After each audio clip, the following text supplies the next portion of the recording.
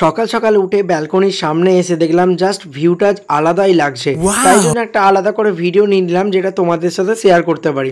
আর এই যে ব্যালকনিতে এসে আগে এই ভিডিওটা নিলাম, শান্ত একটা পরিবেশ আর মেঘলা আকাশ, জাস্ট ওয়াও লাগছে।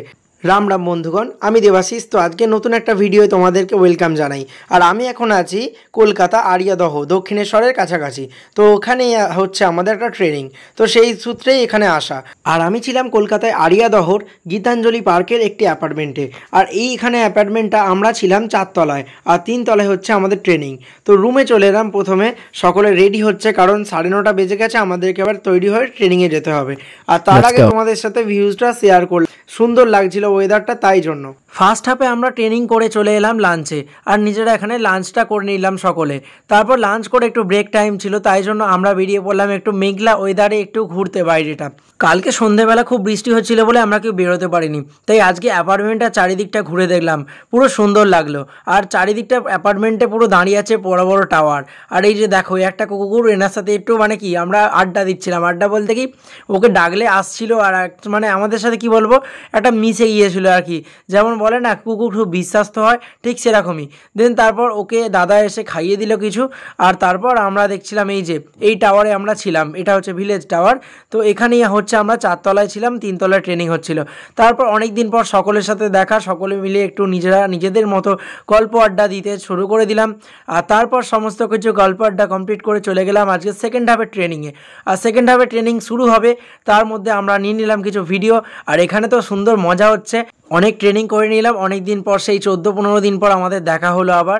দেন আমরা ট্রেনিং কমপ্লিট করে আজকে বেরিয়ে পড়লাম বাড়ি যাওয়ার উদ্দেশ্যে। তাই টোটোয় করে প্রথমে চলে এলাম দক্ষিণেশ্বর। আর এই যে দক্ষিণেশ্বরে একদম দাঁড়িয়ে আছি ব্রিজের আগে, এখান থেকে বাস ধরবো। আমি আমতা যাব, আর একটা ভাই যাবে হচ্ছে বাঁকুড়া, অনেকটা দূর, তাই টেনশনে পড়ে গেছে কীভাবে যাবে। দেন ওকে বাসে করে নিয়ে গেলাম হচ্ছে বালি হল্ট।